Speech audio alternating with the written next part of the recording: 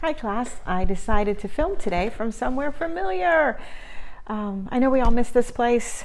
I had to pop in to get some stuff done, so I thought what a great opportunity to film from here and give you a little piece of your classroom home. So we are moving on to chapter 4 in the Odyssey. Last time we read, Odysseus was set free. He arrived at an island. He was very tired and he came across the princess. The town's name was the Phaeacians.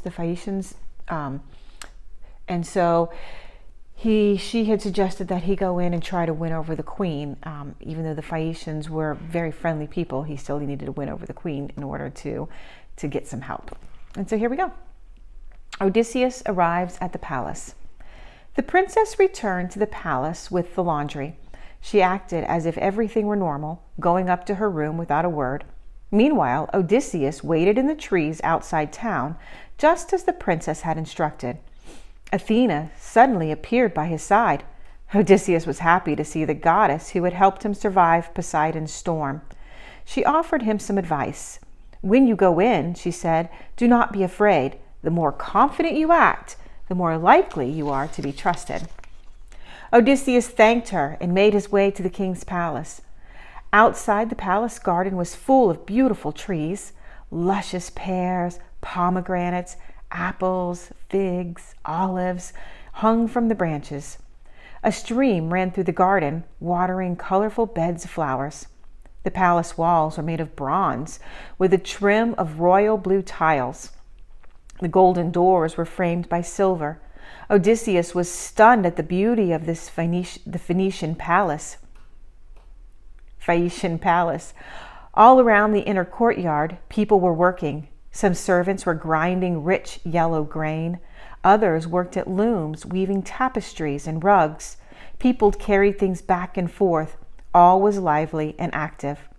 But when Odysseus arrived, everyone stopped their activity and watched. They were shocked as this stranger walked straight up to the queen and kneeled before her.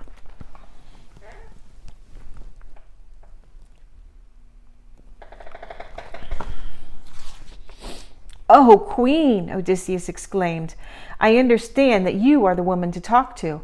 I humbly ask your majesty, please help me return to my own country. I have been at sea and away from my family for too long." The ruler, Queen Arete, welcomed him, as the Phaeacians were always kind to travelers. This stranger seemed brave and gentle. The queen had a good feeling about him.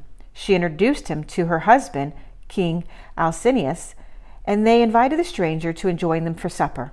Odysseus sat down at their grand table. A fine meal was set in front of them, and it smelled delicious. Odysseus realized it had been a long time since anyone had invited him to dine. They began to eat.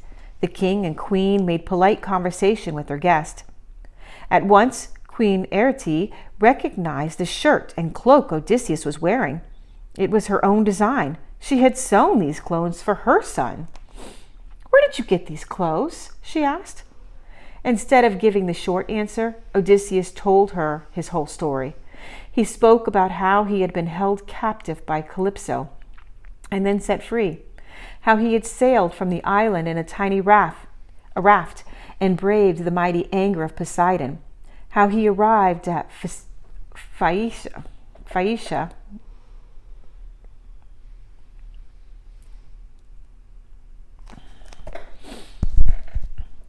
"Where did you get these clothes?" she asked. Instead of giving her the short answer, Odysseus told her his whole story. He spoke about how he had been held captive by Calypso and then set free, how he had sailed from the island in a tiny raft and braved the mighty anger of Poseidon, how he arrived at Phaeacia, and how her kind daughter had helped him. The king and queen were amazed by this story. They agreed that this man had been on quite an adventure. After supper, the queen showed him to his guest room. Everyone in the palace went to bed. As Odysseus fell asleep, he thanked Athena for bringing him to this place. The next day, the king invited his trusted counselors to a meeting. He wanted to discuss their guest. Hear me, he said, standing before his loyal men. "This stranger needs our generosity and kindness. He placed his hand on Odysseus' shoulder. The reputation of our people is that we are kind to travelers. Let us work together to build him a fine ship. 50 of our fine young men shall volunteer to be his crew. We will escort him safely back to his home. Odysseus was thrilled to hear this. Everyone knew that the Phaeacians were the masters of the sea. In fact, it was said that their ships didn't even need captains or wheels. As if by magic, their boats knew where the captains wanted to go. These ships could sail safely even when the sea was covered in mist and clouds. They could go on even when others had to stop. On a Phaeacian boat, there was no danger. That is how it had always been. It would only take a few days to prepare Odysseus' boat. In the meantime, the king invited the kingdom to the palace for a festival. The ballroom was set up with rows and rows of long tables. Odysseus was invited again to feast beside the king and the queen. They had a special table at the head of the room, and again there was plenty of delicious food set before them. For entertainment, the king had hired a famous singer. As the guests ate and drank, the singer performed a song about the Trojan War. Nobody knew their guest of honor was Odysseus, the great warrior who had experienced the war and its many sad battles. Odysseus tried hard to mask his feelings, but his emotions were overwhelming him. During the sad song, the king noticed his guest was upset. "Enough singing," the king said. "In addition to our kindness to strangers, Phaeacians are known for our athletic skill. I want our guest to tell his countrymen how talented we are as boxers, wrestlers, jumpers, and runners. Let the games begin." Quickly, the crowds gathered to show off their talents. First, there were foot races. Then, some of the strongest men competed in disc throwing and boxing. The king's son was the best boxer. The young man noticed that Odysseus was just sitting there, watching. "Sir, you seem very fit. How about joining us in some sport?" "Thank you, but my mind is too focused on going home to think about games," Odysseus answered. Another young man rolled his eyes.